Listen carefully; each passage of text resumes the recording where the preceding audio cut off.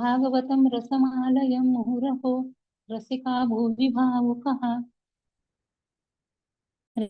Hari Bol. Hare Krishna. Thank you, Mataji. So I hope all of you are memorizing these 3 shlokas. Okay. Yes, Mataji. Hari Bol. So today we are going to start chapter number 7.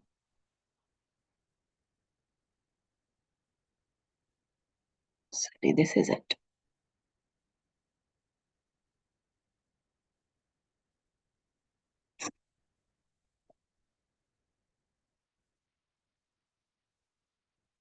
नारायणं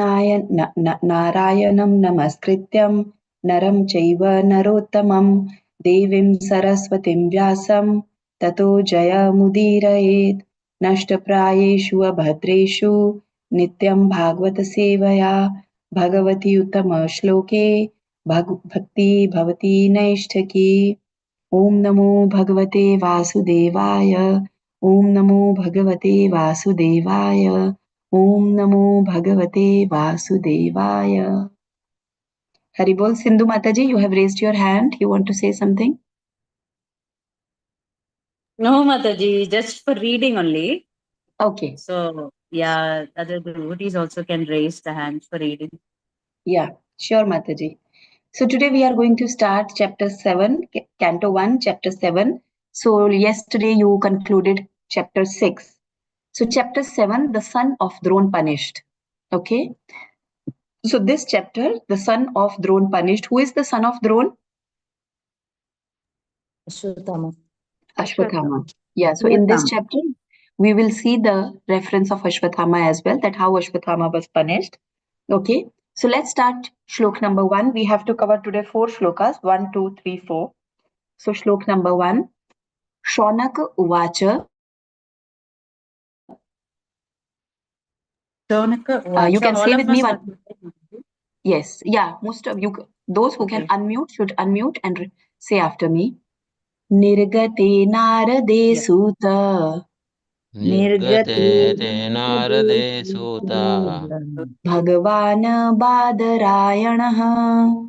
भगवान् बादरायणः श्रुतवान् स तद अभिप्रेतम्. श्रुतवास्तदभ्रेतम् ततः किमकरोद विभुः.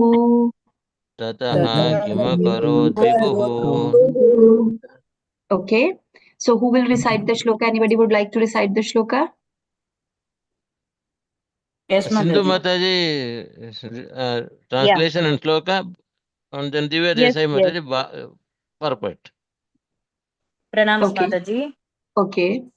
Shloka 1.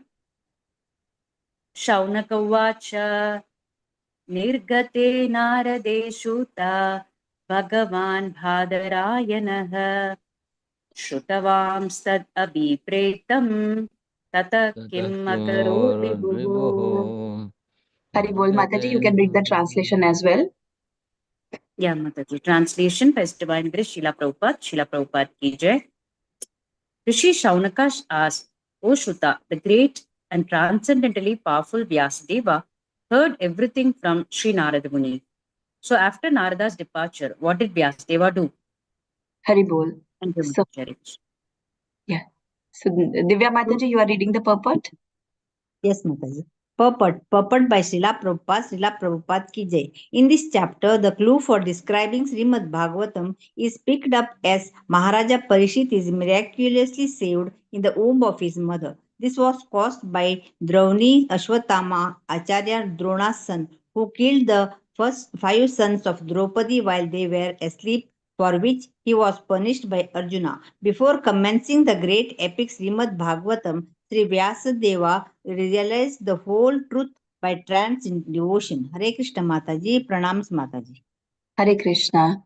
So, in this shloka, so Rishi Shaunak said, Shaunak Uvacha, Shaunak said, O Suta Goswami, the great and transcendently powerful Vyasadev heard everything from Sri Narad Muni. This happened in the last chapter, right? So what did Narad Muni told to Vyasadev? Anybody can tell? Little bit, quickly. This was the topic of last 2 chapters, the conversation between Narad Muni and Vyasadeva. Hare Krishna Narad Muni Mataji. told, Hare Krishna. Please continue, Mataji. Hare Krishna Mataji. Ji. Narad Muni asked since Vyasadeva was not satisfied with whatever he has written and compiled, Narad Muni appeared and told that he has to glorify the Lord. Yes. So this is what Narad Muni gave the advice to Vyasadeva ji, and then he spoke about his birth and his activities, and then he left, right? So now this we know that the Mahabharata is the conversation, right? Mahabharata is being Bhagavatam is the conversation, and this Sut Goswami is telling to Shaunakadi saints, right, in Naimisharanya. So now the saints are asking, the Shaunak Rishi is asking that after Narad Muni has gone, what did Vyasadeva do? Okay, so now the story is moving forward. And in the purport, Prabhupada has mentioned that what is the subject matter of this chapter. So in this chapter, the clue for describing Srimad Bhagavatam is picked up, that why Srimad Bhagavatam was spoken. Srimad Bhagavatam was spoken by Shukdev Goswami to Maharaj Parikshit. And the clue that why this whole thing happened, so it will tell about the birth of Maharaj Parikshit. Okay. So how Dronacharya's son Ashwathama, he killed 5 sons of Draupadi, and then Arjun punished him, and then he launched a Brahmastra on the womb of Uttara, and Maharaj Parikshit was saved by Lord Krishna in the womb of Uttara. Okay, so this whole thing will be discussed in this chapter. And then in the last line, Prabhupada has mentioned that before commencing the great epic Srimad Bhagavatam, Sri Vyasadeva realized the whole truth, the absolute truth, by trance in devotion. Through devotional service, through devotion, he has realized the absolute truth. This will be discussed in shloka number 4. Okay, so nothing much to discuss here. So we will go to shloka number 2.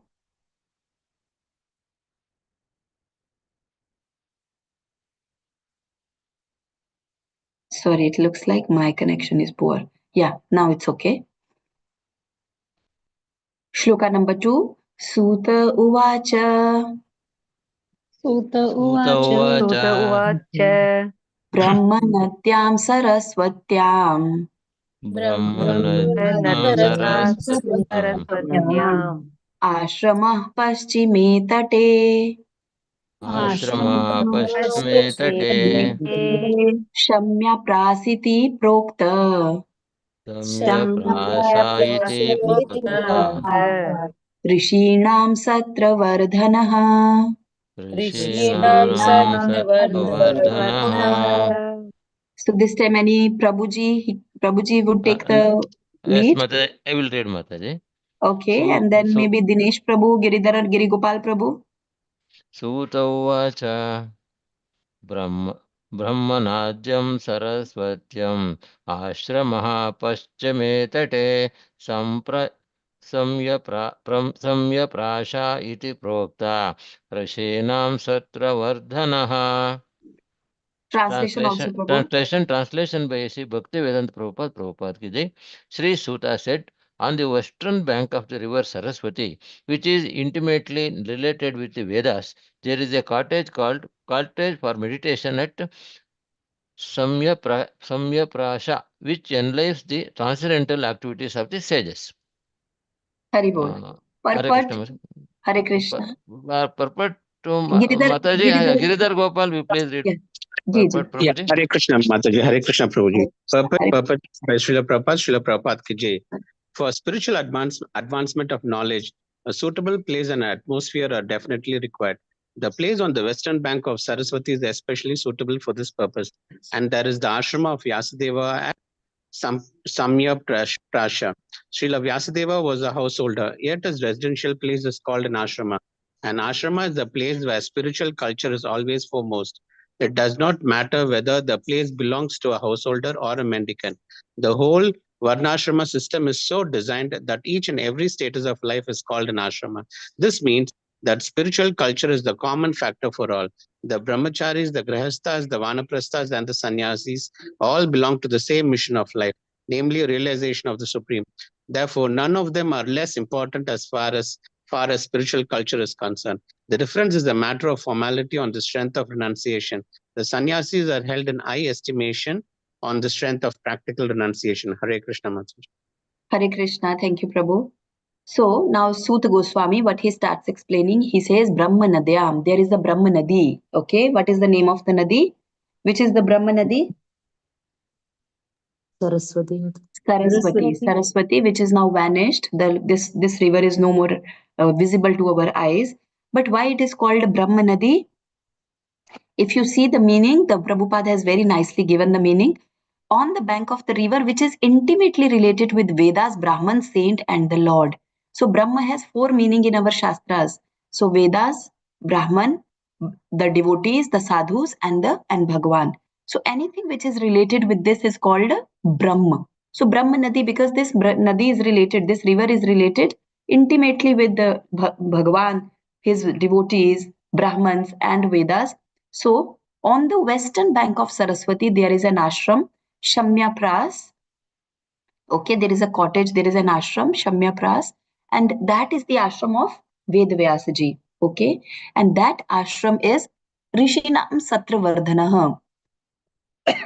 It enlivens the activities of the rishis, of the sages. And what are the activities of the sages? What activities do sages do? Do rishis do? Preach, I mean, They used to Yes. they're performing yajnas. Rishis, they are reading the shastras, right? Yeah. They are reading the shastras, they are doing the yajna, they are singing the glories of the Lord, right? So all these activities, and this place is Rishinam Satra Vardhanaha. It increases, it is conducive, it is suitable for these type of activities, right? So we see how much the place is important. So whatever we are doing, the place is very important. Like for example, if you go to a place where there is a music is going on, a lot of chatting is going on, lot of dancing is going on, we will have that type of mentality, right? We will not be able to chant there properly. But if we go to temple, we go to a devotee house, we go to a place where kirtan is happening, it is very conducive for chanting. So the place is also very, very important. Though we say that wherever all the places are good, we can do chanting everywhere, we can do devotional services everywhere. But definitely why Dham is so potent? Because it has the potency, it motivates us. There even we are not making any effort, still we are able to do chanting very easily.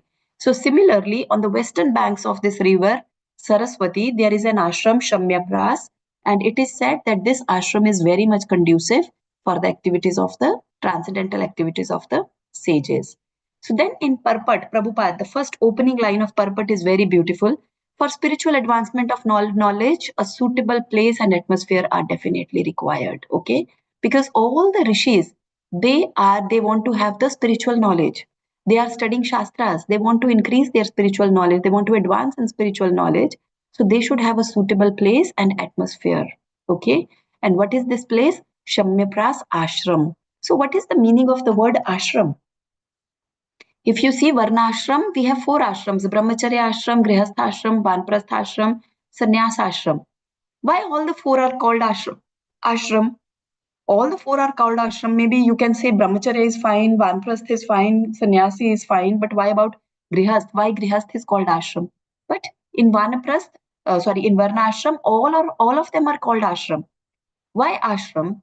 Ashram is a place where we have to do shram. Shram means hard work, right? And why we have to do hard work? Do we have to do hard work to satisfy our senses? No. We have to do hard work for our spiritual advancement. We have to do spiritual hard work. Adhyatmik shram karna hai, wo ashram hai. So whether we are in Brahmachari ashram, Grihastha ashram, Vanprastha ashram, or Sannyas ashram, all of them have the same goal, that we have to realize the Supreme. Okay, we have to do the devotional service of the Lord. So that is why ashram, when it is called Shamya Pras ashram, that means a place where all the people who are assembling, they have to do the devotional service. Okay. And the second meaning of ashram is where we take the ashray. We take the ashray of the lotus feet of the Supreme Lord. So whether we are in any of the ashram or of varnashram, we have to take the shelter of the lotus feet of the Lord. We all are grihasthashram, right? We all are grihasthas. We are all in grihasthashram. So for us, it is very important to understand that we are grihastha does not mean that we can't do bhakti. We cannot take the shelter of the Lord. Krishna should be in the center of our grihastha, jivan. So then our house is also grihastha ashram. Otherwise, it is grihamedi, right? So Prabhupada very nicely says, an ashram is a place where spiritual culture is always foremost, where spiritual advancement is the goal, where spiritual activities is at the front. Okay. So wherever we are, we have to keep Krishna in the center, and always we have to do the devotional service. We have to do the activities which are for the pleasure of Krishna. Okay. So this is an ashram which is already at the bank of Saraswati river, and it is in Badrika ashram, right? So Badrika ashram is a place where the trees of Badri are there. So that is why this is called Badrika ashram or Badrinath, right? Even now you go to Badrinath, you will see this place where Ved Vyasji was there, and who wrote all the shastras there, all the. Okay, so can we go to shloka number 1.7.3? Tasmin swa ashrame vyaso तस्मिन् स्व तस्मिन् आश्रमे व्यासो व्यासो Badri Shanda Mandite बद्रीषण्डमण्डिते Asino Apa Upasprisya आसीनो अप उपपृश्य Pranidhadyo Mana Swayam. प्रणिददयो मनः स्वयं. So who is going to recite the shloka and translation and purport? Mataji, text ultra pad. Mataji has raised. Mataji, you please read, Mataji. Okay, Mataji, please go ahead. Mataji, Terex Sachs ultra pad. Yeah. Tescox. Texox. Padma Mataji, I think. Padma Mataji and Madhvi Mataji. Both of you. So Padma Mataji, you can recite the shloka and the translation, and Madhvi Mataji, you read the purport. Okay, Hare Krishna Mataji. Hare Krishna. Tasmin swashrame vyaso badari sanda mandite ashino apa upasprasya pranida mana swayam. Translation by Srila Prabhupada ki jai. In that place, Srila Vyasadeva, in his own ashrama, which was surrounded by berry trees, sat down to meditate after touching water for purification. Thank you, Mataji. Hare Krishna. Hare Bol. Madhvi Mataji. Purport. Hare Krishna Mataji. Purport by Srila Prabhupada. Jai Srila Prabhupada. Under the instructions of his spiritual master, Srila Narad Muni, Vyasdeva concentrated his mind in that transcendental place of meditation. Thank you, Mataji. Hare Bol. Thank you, Mataji. So in 1.7.1, the question of Shaunak Rishi was that what did Vyasadeva do? So the answer comes here in shloka number 3, that in that ashram, Shamya Pras ashram, which was surrounded by Badri Shand. Badri is a berry. Okay. So the trees of Badri, the ashram was surrounded by the trees of Badri, and sitting in that ashram, Vyasadevji, what he did, he purified. He touched the water for purification. Om Abhavitro Pavitro Sarvavastha Piba. Right? So he touched the water of Saraswati for purification. And then Pranidadyo Manaswayam. He sat down to meditate. Okay. Now, because he's going to start writing, he's going to start working on Srimad Bhagavatam as advised by Narad Muni, that you have written so many, you have compiled so many scriptures, so many books, but you have not glorified the Supreme Lord. So now you should glorify the Lord. And now he is meditating He's purifying and meditating so that he can now glorify the Lord through Srimad Bhagavatam. So this is how now he is starting the Srimad Bhagavatam. Okay, now let's go to the next one, 1.7.4. Any question till first three shlokas? They are very simple, not much purport, not much explanation. So can we go to 7.4? Okay. Bhakti yogena manasi. Bhakti yogena manasi. योगेन मनसि Samyak pranihite amale. Samyak pranihite amale. मले Apashyat purusham purnam. Apashyat purusham purnam. पूर्णम् Mayam cha tadapashrayam. Maya tadapashrayam. तदपाश्रयम् Bhargavi Mataji, you will recite the shloka in translation. Hare Krishna Mataji. Bhakti yogena manasi samyak pranihite male apashyat purusham purnam mayam cha tat apashrayam. Haribol. Translation. Translation by Srila Prabhupada ki jai. Thus he fixed his mind, perfectly engaging it by linking it in the devotional service, Bhakti Yoga, without any tinge of materialism, and thus he saw the absolute personality of Godhead along with his external energy, which was under full control. Hare Krishna Mataji. Hare Krishna, thank you. Before we start the purport, it is a long purport. We will read the purport. We will first understand the shloka. So, Bhakti Yogena Manasi. So, after he started meditating, so what did he do with Bhakti Yoga? Bhakti Yogena, it is clearly mentioned that his mind, Manasi Samyak, Pranihite Amale. So, with Amal mind, Amal means there was not even a small mal, not even any mal. Kam, Krodh, Lobh, Moh, Mad, Matsar. These are the mal we have in our heart. But do you think Ved Vyasji had similar mal in his heart? No, Ved Vyasji did not have this mal. The basic mal was that he was not satisfied. I have created so many scriptures. I have created so much literature. But still, why I am not satisfied? But now he was clear because Narad Muni had given the clear instruction that you have to glorify the Lord. So Amal, without any tinge of any we can say without any matter, he was sitting, he was focusing, he was focusing his mind on whom? On the lotus feet of the Lord with Bhakti Yogain, only with Bhakti Yoga, no Gyan Yoga, no Karma Yoga, no Mishrit Bhakti, with complete devotional service attitude. He meditated on the Lord and apashyat, what he saw, Purusham Purnam. He saw Purna Purush, the personality of Godhead, the absolute, Purnam Purusham, Mayam Cha. And also he saw Maya, Tad Apashram, who was under full control of the Lord. So in the purport, this is beautifully explained by Srila Prabhupada ji. So let's read the purport. Who is going to read the purport? Hare Krishna Mataji, can I read? Ji, sure. Purport by Srila Prabhupada. Perfect vision of the absolute truth is possible only by the linking process of devotional service. This is also confirmed in the Bhagavad Gita. One can perfectly realize the absolute truth personality of Godhead only by the process of devotional service, and one can enter into the kingdom of God by such perfect knowledge. Imperfect realization of absolute truth by the partial approach of the impersonal Brahman or localized Paramatma does not permit anyone to enter into the kingdom of God. Sri Narada advised Srila Vyasadeva to become absorbed in transcendental meditation on the personality of Godhead and his activities.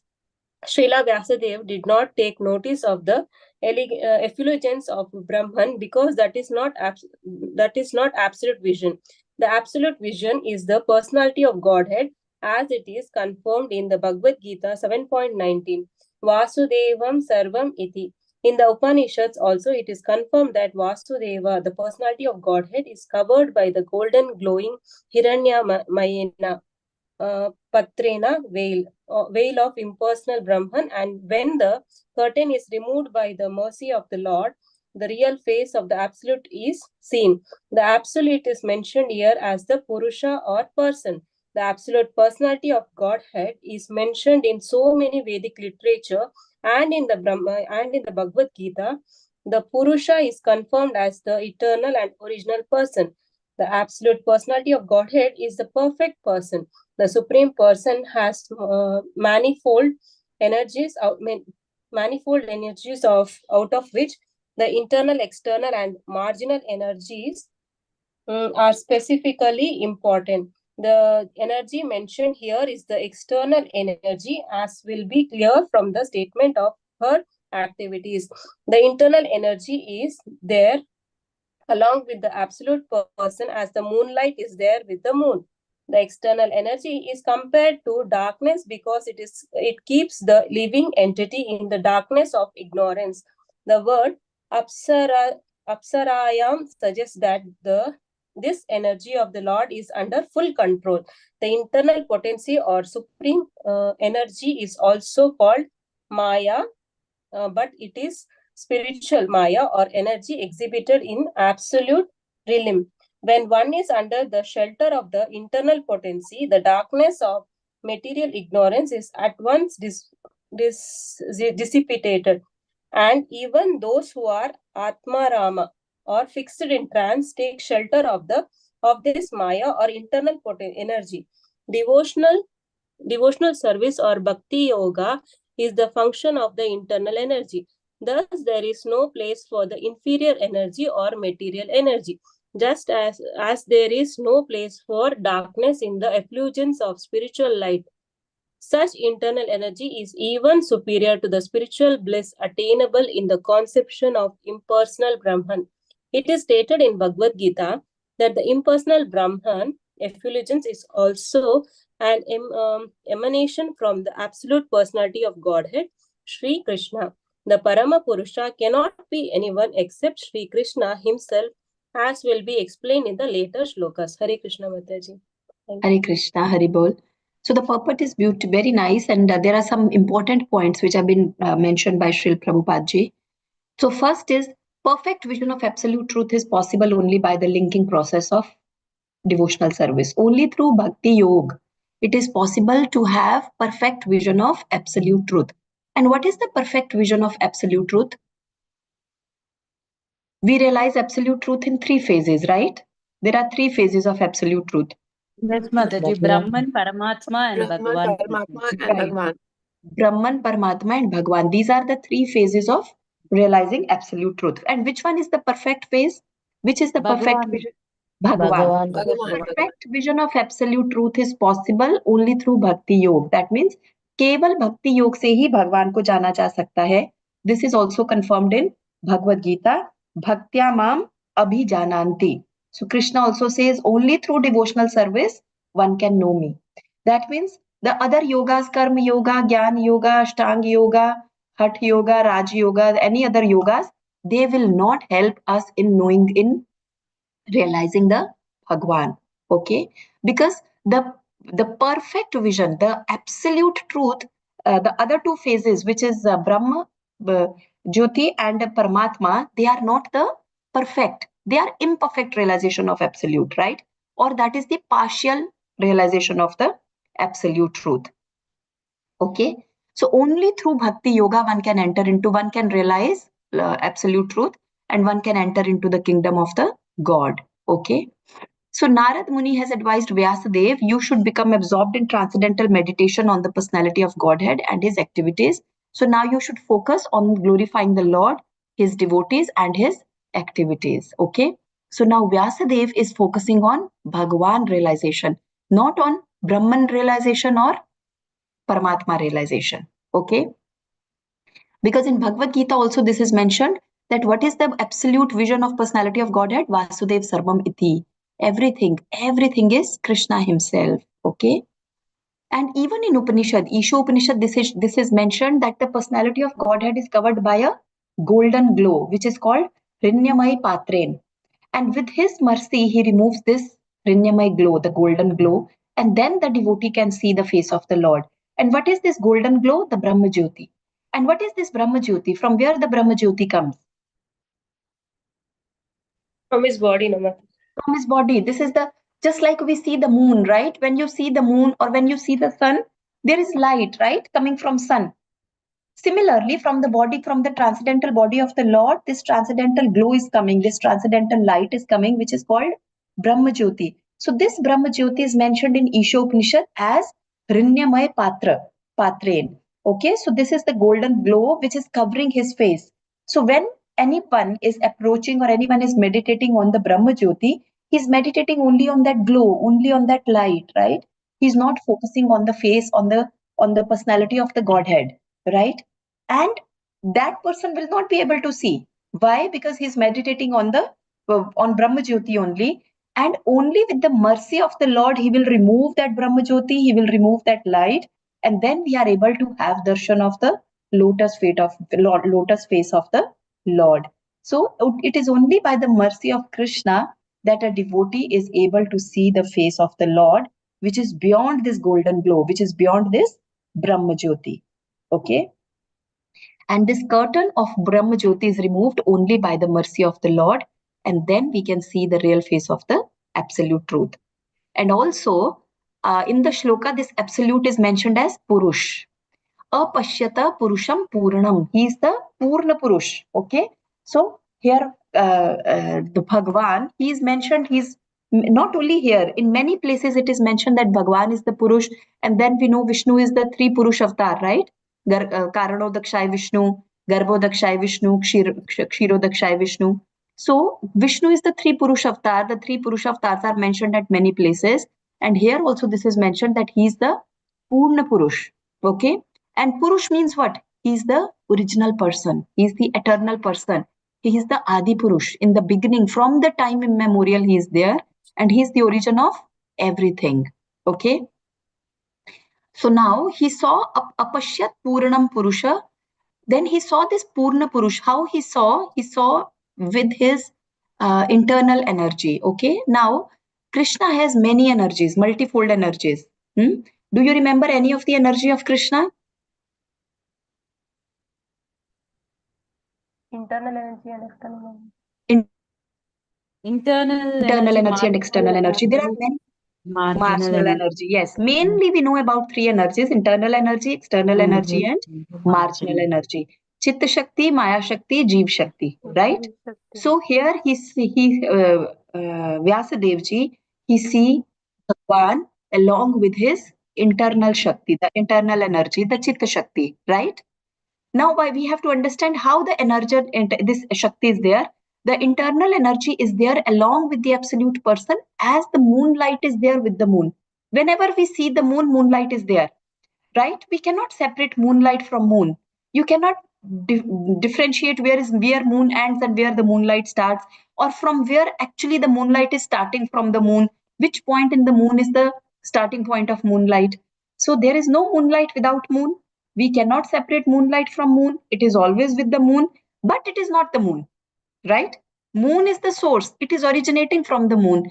Similarly, we have to understand the internal potency of the Lord, the Antaranga Shakti of the Lord. It is coming from the Lord. It cannot be separated from the Lord, but it is not Lord himself. Okay. So this is the Antaranga Shakti, Chitta Shakti. Now the external energy. The external energy is compared to darkness because it keeps the living entities in the darkness of ignorance. This is the Maya Shakti, right? The Maya is, it is keeping all the living entities under illusion. Okay. And this is compared to darkness. Krishna is compared with Surya. Krishna, Surya Sam, Maya here Andhakar. So Krishna is always compared with sun, and Maya is compared with darkness. So where there is sun, there cannot be darkness.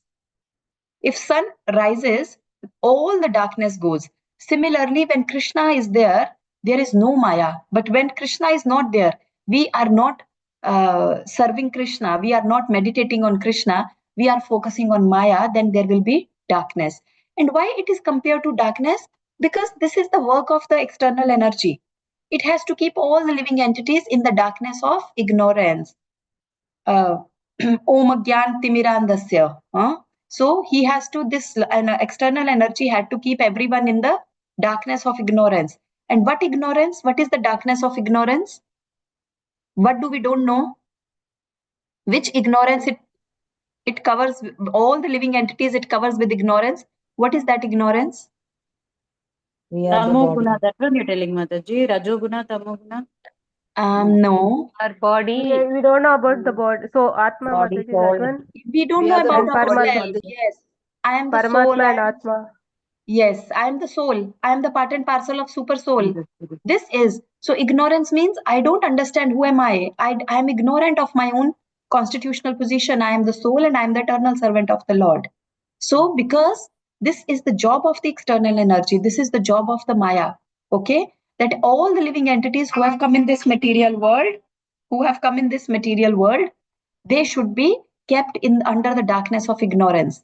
They should always be busy in the sense gratification. They should always be busy in taking care of their body and the relations related to their body, and they should not understand their constitutional position, right? So this is the job of external energy, Maya, and that is why Maya hi andhakar, Krishna Surya Sam, Maya hi andhakar. Maya is compared to darkness in the Shastras. And very important word is, this is called Mayam cha tad apashrayam. This Maya is under full control of Krishna. We have to clearly understand that internal Shakti is part of Krishna. It is like moonlight is coming from Krishna. Similarly, moonlight is coming from moon. Similarly, internal energy, the Chitta Shakti, the Antaranga Shakti, it is emanating from Krishna. But the external energy, the Maya Shakti, is under full control of Krishna. Right? It is under full control of Krishna. In Bhagavad Gita also, Krishna says, Mam Maya Durattaya. This is very difficult to cross over this Maya, but it is under my control. Who can cross over this Maya? Who surrender to me, they can cross over this Maya. Because why? The answer is given here. This Maya is under the full control of Krishna.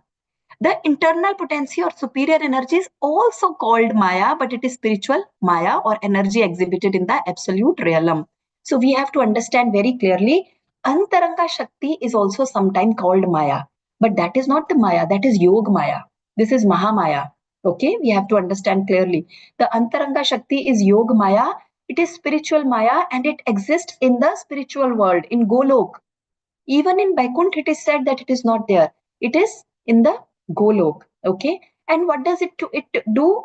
It makes the devotee forget that Krishna is the Lord, but it does not make them forget that you have to serve Krishna. So in the love, in their devotional service, out of love, they forget that Krishna is Bhagwan, just like Brajvasis. They never realize Krishna is Bhagwan, right? They always think Krishna is one of them.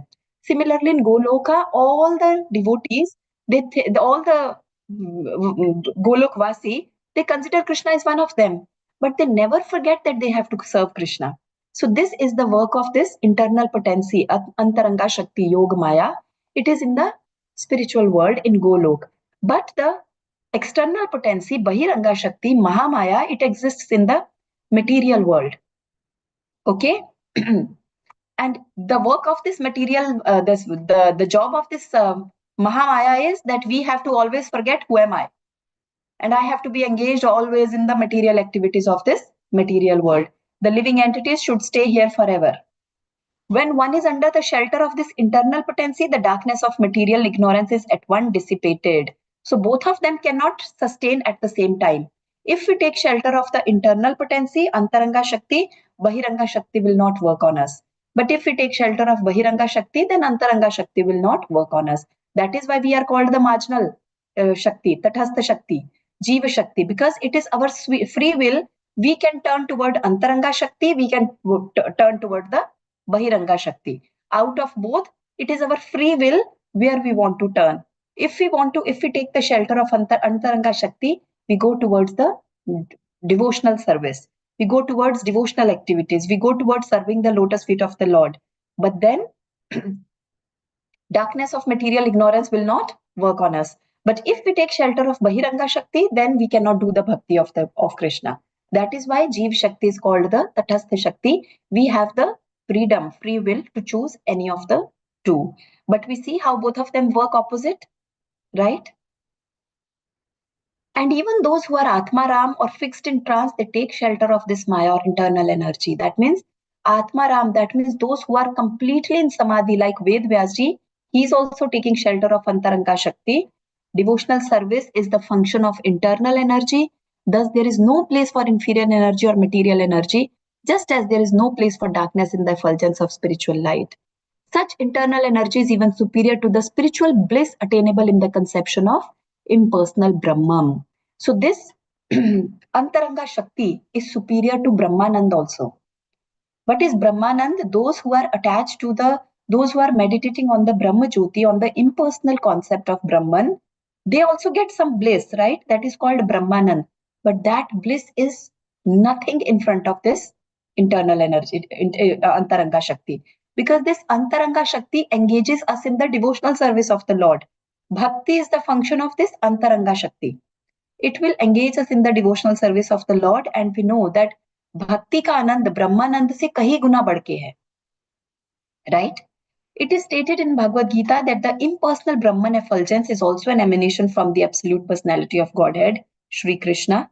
And the Param Purush cannot be anyone except Sri Krishna himself, as will be explained in the later shloka. So in the last line, Prabhupada reveals that the Param Purush, which is mentioned in the shloka, Puran Purush, Param Purush, what is mentioned in the shloka is nobody except Sri Krishna himself. Why? Because he is the one who is complete, who is the supreme personality of Godhead. It is from him that the Brahma Jyoti emanates. It is his energies, the internal energy and the external energy and the marginal energy, which is explained very well in this shloka. Everything emanates from him, and he is the Param Purush. And Ved Vyas, when he started meditated, he saw this Param Purush, this Purna Purush. He saw Krishna himself along with his internal potency, Mayam Cha, and he also saw external energy, but it is mentioned separately, right? And external energy was fully under the control of Krishna. So he saw the Krishna with internal energy, right? Is it clear? He saw Param Purush with the internal energy, and he also saw the external energy, which was completely under the control of Krishna. Is this clear? Or is there any doubt, any question? Anybody want to ask anything? Mataji, this Antaranga Shakti is Radharani only, no, Mataji? Antaranga Shakti is Radharani. Yes, it is Yogamaya, it is Radharani. Yes. Then why they don't say directly that Radharani only? Radharani, yes, why they don't? Even in Bhagavad Gita, you see there is no direct mention of Radharani. Yeah, it's not mentioned. Shukadeva Goswami has so much respect to her. Yes, and even Bhagavatam, there is no direct mention of Srimati Radharani. Yes, Mataji. But this Antaranga Shakti is Radharani. See, this is the beauty of Acharya, that they have, Srila Prabhupada has made us understand this thing. He has made us understand this thing. Otherwise, if you see, it is very complicated. We won't be able to understand. But now how easily we understand that this Antaranga Shakti is Radharani. Mataji, Jiva Shakti is under two categories, Antaranga and Bahiranga, right? We are not under Antaranga or Bahiranga, but we have a free will. We have been given a free will. We can take the shelter of Antaranga or Bahiranga both. Or Bahiranga. Okay. Yes. We cannot take shelter of both at the same time, simultaneously. We have to take shelter of one at one time. And whosoever shelter we take, if we take the shelter of internal energy, external energy cannot work on us. Then Maya does not work on us. But if we take the shelter of external energy, Maya, then internal energy will not be with us. Then we cannot get the bhakti of Krishna through internal energy. So we have to make our choice very carefully. So Mata, that means we are in the middle. We either go to that side or this side. Yes, that is why we are Tatastha. Tatastha is like on the beach. You see, when you are on the beach, you can go in the sea, you can go on the sand. So we are marginal energy on the tat. So we can go in on the beach, or we can go on in the water. The choice is ours. The choice is ours. That is why we have been given, every living entity has a free will, right? Yes. Yes, Mataji. And we make right choices. For that, we have to take the shelter of devotees and Krishna.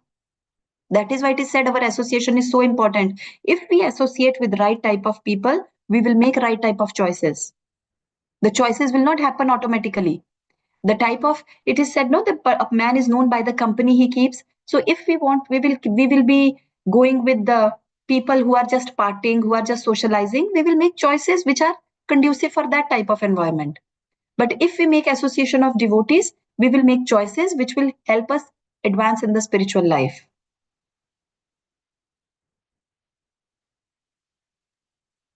Hare Krishna Mataji.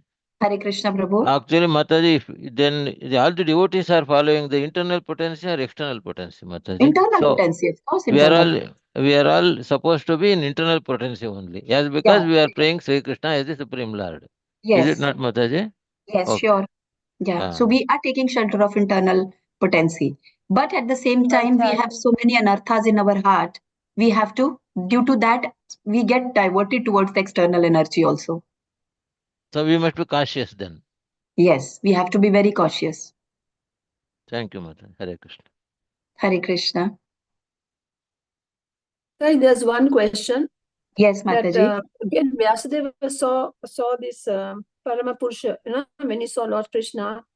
Did he see him with the effulgence, or he saw him just a proper face? No, with the effulgence. Because, it is clearly mentioned that he saw the internal energy. And internal energy is the internal energy is like the moonlight coming from the moon. So internal energy is like that only. Okay, but this, so he saw with him with the Antaranga Shakti. Okay, Mata, thank you. Hare Krishna. So any other question by any devotee?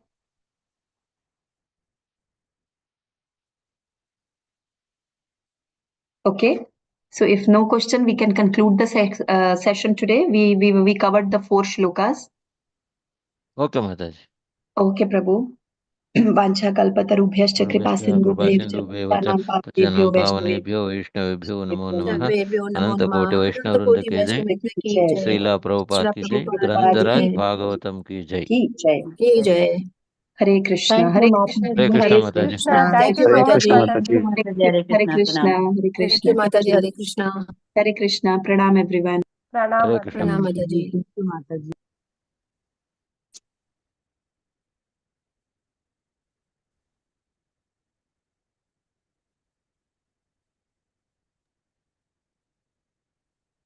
Hare Krishna Prabhu. Okay, we stop. Thank you. Thank you, everybody.